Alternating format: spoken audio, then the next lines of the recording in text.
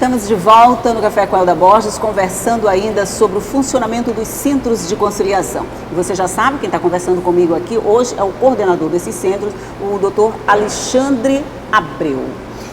Doutor Alexandre, o senhor terminou dizendo que a questão das indenizações ainda não estão não estão no âmbito da atuação dos centros de conciliação. Isso significa, por exemplo, que se eu tenho uma briga, eu vou dizer briga... Claro, é a linguagem... Problema, vamos dizer problema, briga fica feio, né? Conflito. Um conflito com a SEMAR, por exemplo. Eu posso, de alguma maneira, levar esse conflito até a Junta de Conciliação? Com certeza. Olha só, Elda, só um esclarecimento.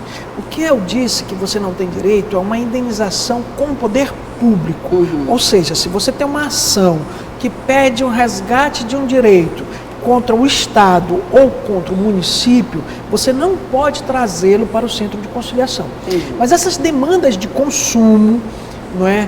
E uma das mais comuns que a gente recebe são as pessoas que se sentem violadas porque foram excessivamente oneradas. Uhum. Caso típico, por exemplo, você tem um cartão de crédito e de repente começa a vir um lançamento de cobranças de produtos que você não pediu, assinaturas de revista ou outros eventos que você não participou.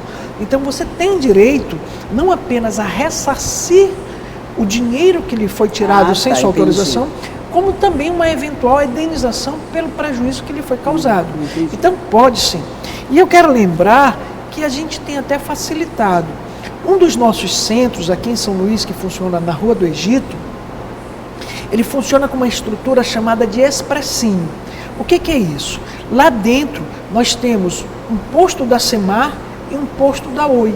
Imediatamente a pessoa é atendida e lá mesmo já é proposta uma solução para a questão. Essas questões nem precisam ser agendadas, basta chegar lá que já vai ter alguém para lhe atender e lhe oferecer uma resposta para essa questão. Essa informação é interessante. Isso funciona na Rua do Egito? Na Rua do Egito, número 546. É mais ou menos ali perto de onde funcionava a Assembleia, antigamente, a antiga sede da Assembleia? É um pouco mais acima. Mas na quadra, exatamente, né? É na quadra do antigo Cine Rocks, hoje Teatro Municipal. Ah, tá. Já sei mais ou menos onde é. Tá aí, você já sabe. Tem alguma pendência contra a SEMAR, contra a Oi? Isso aí vai ser resolvido mais facilmente, porque é como se já estivesse lá esperando. Já estivesse esperando. Você chega com o problema, eles imediatamente identificam a sua situação e apresentam uma resposta de solução. Na maioria dos casos, doutor Alexandre, agora é curiosidade minha mesmo, esses problemas são resolvidos? Olha só, nossos índices de resolutividade. Nós temos a questão pré-processual, ou seja, que ainda não tem processo em tramitação, e nós fizemos uma avaliação. No ano de 2013, 2014 e 2015, nós tivemos um índice de solução próximo de 70%. Muito bom.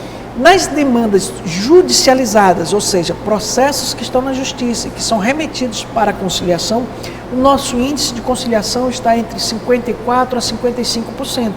Então, nós podemos considerar resultados bastante positivos. Com certeza. Isso sem falar que nós ainda estamos em estágio de conhecimento do projeto e amadurecimento, não apenas das pessoas físicas, mas das pessoas jurídicas. Precisamos sensibilizar as empresas, bancos, prestadores de serviço, de que esse é um mecanismo não apenas de resolver problema, mas de trazer para seus usuários um sinal de respeito.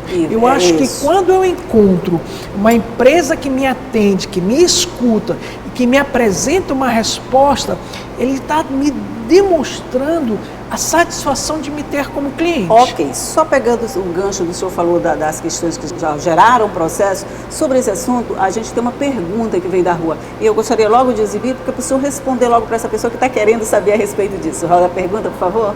É necessário haver um processo para chegar à Junta de Conciliação? Pois é, bastante interessante essa questão, Viviane, e é bom que fique bem claro isso. Você não precisa ter uma demanda na justiça, não precisa ter um processo antecedente. Como eu disse antes, basta que haja um problema que você já pode acionar o centro de conciliação.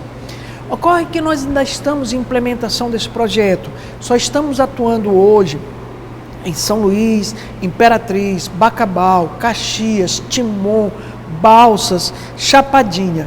ainda há outras cidades que estão esperando a instalação dos centros de conciliação. E aonde não tem centro de conciliação, mas tem a comarca funcionando e processos aguardando uma solução, você também pode pedir a audiência de conciliação dentro do processo. Então, o que acontece, Elba? É muito bacana isso. Às vezes, as partes iniciam um processo com uma certa mágoa, uma certa dificuldade de relacionamento. Com o passar do tempo, a gente percebe que há uma melhora nesse diálogo e há a possibilidade de se reunir e conversar. Ou às vezes, e isso é muito importante, aspectos extraprocessuais ou do mundo econômico influenciam isso. Eu tenho um caso bem típico. Há um tempo atrás, nós tínhamos muitas demandas contra construtoras por atraso de imóvel. E as construtoras tinham uma certa resistência no diálogo com as partes.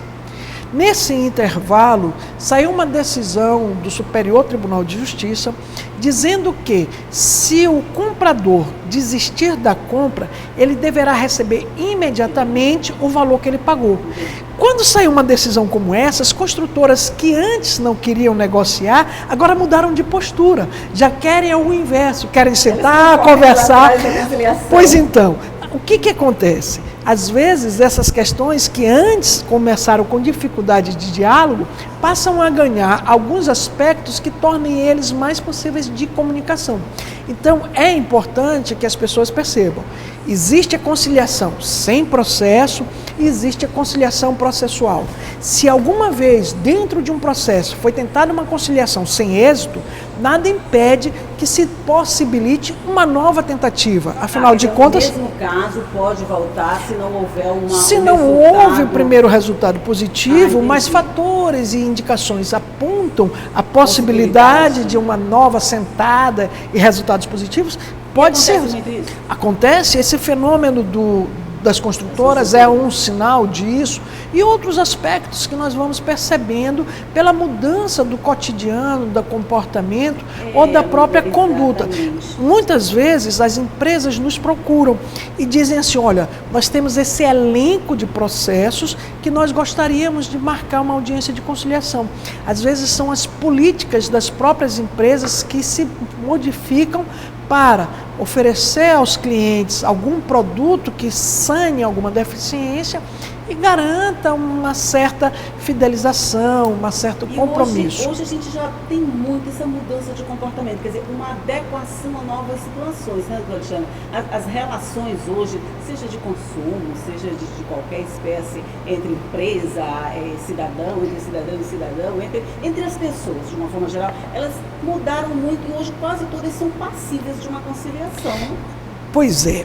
E uma das coisas que muito nos preocupava, Elda, antes do funcionamento dessas estruturas, era a renúncia de direitos. Nós sabíamos que muitas pessoas possuem direitos e que não vão buscar na justiça, pelas dificuldades de acesso, pelos custos ou pela própria ocupação.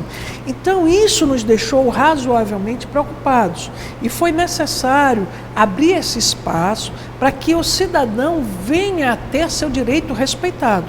Isso é importante para o judiciário. Ok, então, mais uma vez, nós vamos fazer um rápido intervalinho e daqui a pouco a gente volta para continuar conversando sobre o funcionamento dos centros de conciliação.